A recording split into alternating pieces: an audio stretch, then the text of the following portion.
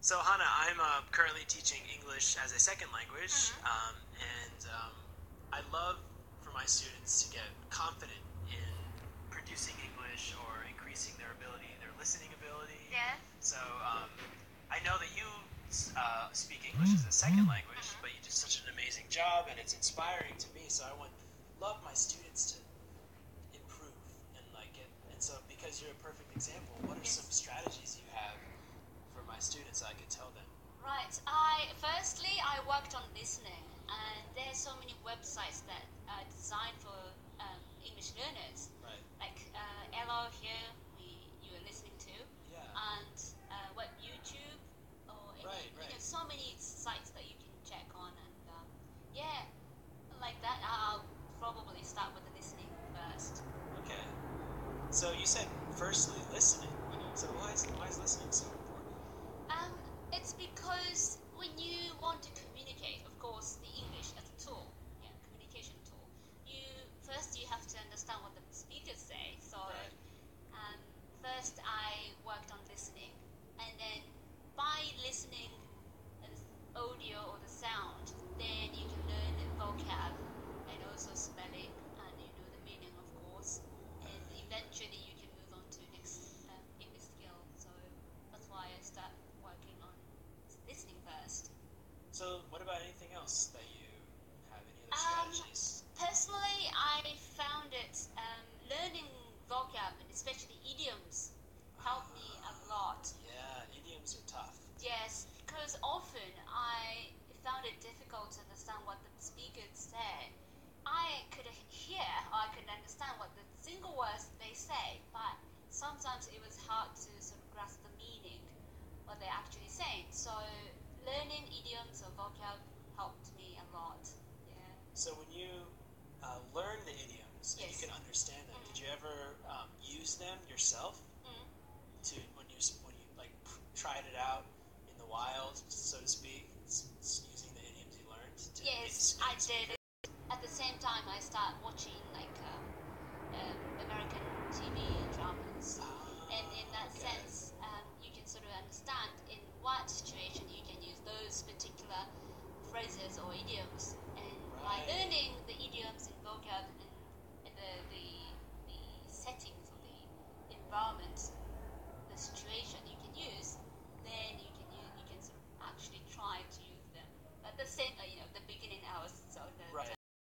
I'm fast, but Yes. like in order to be a proficient and excellent English speaker, you need to practice outside the class. So what do you recommend to improve students' writing abilities besides just taking it for a test or for an assignment? What do you recommend? It will help you at the start. Reading something, reading text. Okay, so if you know how to read, it can help you write. Yeah, reading first. Okay. Lots of different kinds of materials first. It helps you to actually talk to somebody maybe a day, next day, or you have to write something else in the class that would help you. So keeping the journal will help you definitely, I think. Okay, thank you very much for the tips. I really appreciate it. You're welcome. Work on. That's why I start working on listening first. When we work on something, we do it with the intention of improving it. Notice the following. 1. I need to work on my writing and my vocabulary. Vocab, and especially idioms, help me a lot. Idioms are groups of words that together have a unique meaning. Notice the following. 1. The idiom think outside the box means to think differently. Grasp the meaning. When you grasp something, you understand it. Notice the following. 1. His idea was hard to grasp at first, but now I get it.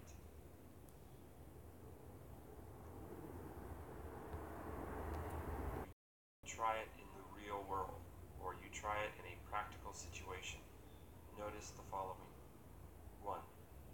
No theory is any good until you try it out in the wild.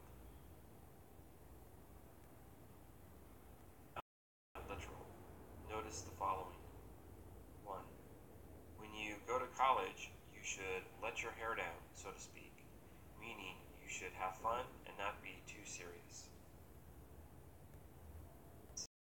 Means in that way or in that manner. We use it to clarify the context of the situation. Notice the following. 1. Yes, in that sense, I agree with you.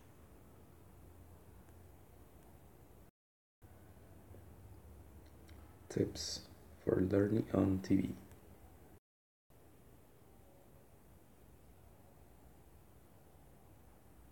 So, Hannah, you just told me that one way to help with listening and practicing and understanding idioms is through American television dramas, right? So TV shows, yeah. So while you were learning English, what are some shows you watch? Something I want to tell my students. Oh, my favorite all time is Called Friends. the TV drama called Friends. Oh yeah, Have you seen it? It's interesting. Is first I watched the drama with my first language subtitled. Right. Okay, so you're watching in English with your language in the subtitles. Yes. And exactly how the English is used in context of the show. True. Yeah. Enjoy learning English and studying.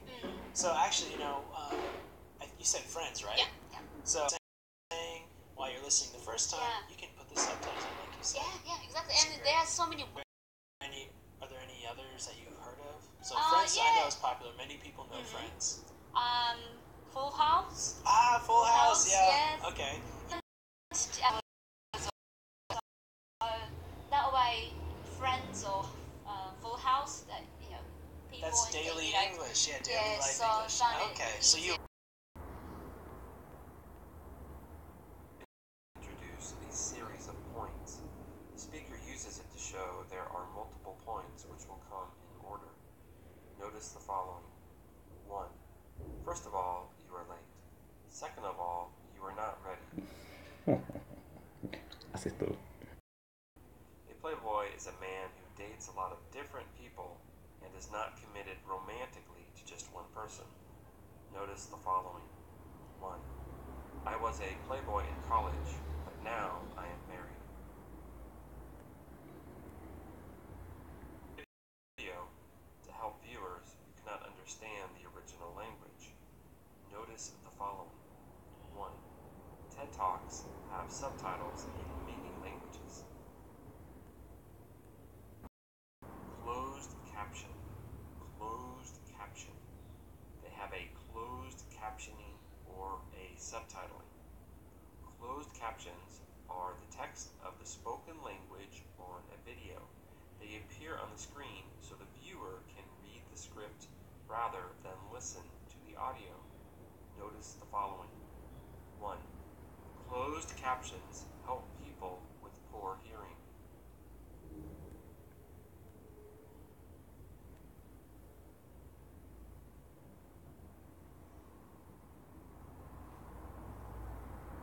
Follow along. Follow along. You read the scripts to follow along. When you follow along, you process information in the hopes of understanding it better. Notice the following. 1. If you cannot follow along with the lesson, please let me know so I can help you.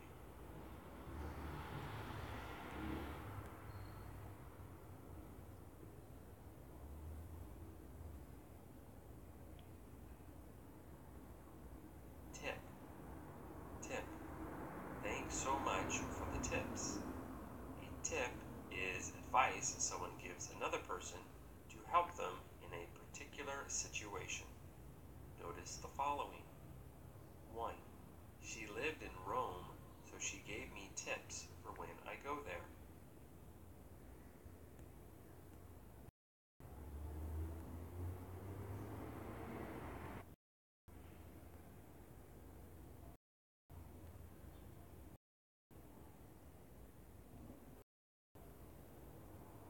So I'm here with Rachel, and we were talking. I put the Take a picture. almost never. That's Yeah. something I don't.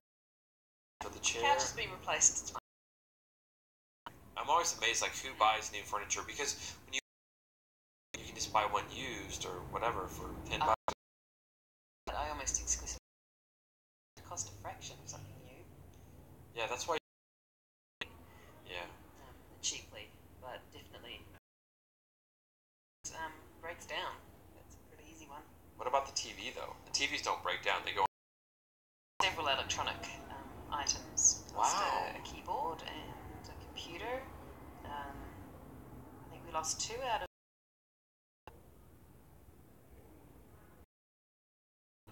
Do you donate them or just toss them? I put them in the recycling and hope they're going to be. The reason for that is because I usually throw clothes out when they've started to look a bit shabby, so I don't think anyone else wants to wear them by that stage. What about furniture? How often do you try to get new? Right. That's for thousands of dollars for that.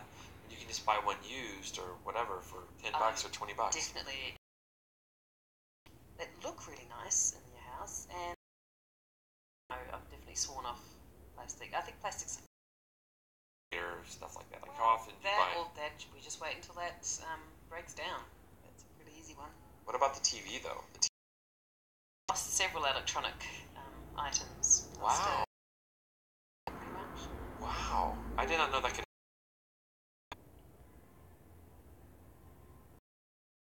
Is in poor condition. Notice the following. 1. You need a haircut. You are looking shabby.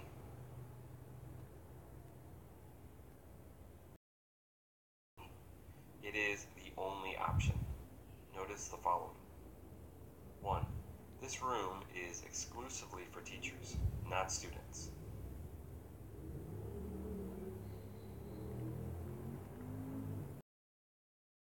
Means to tolerate it or endure it.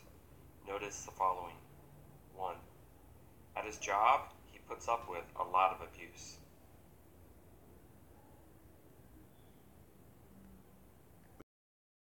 It's a fraction, then it is much cheaper than the alternative. Notice the following. 1. Owning a bike costs a fraction of owning a car.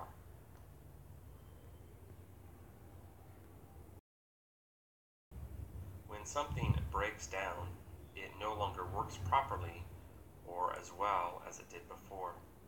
Notice the following. 1.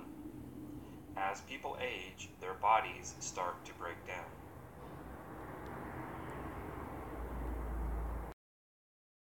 It was an electrical surge that fried all the circuits. A surge is a sudden and powerful movement that comes with great force. Notice the following. 1. A tsunami is a huge surge of water onto land.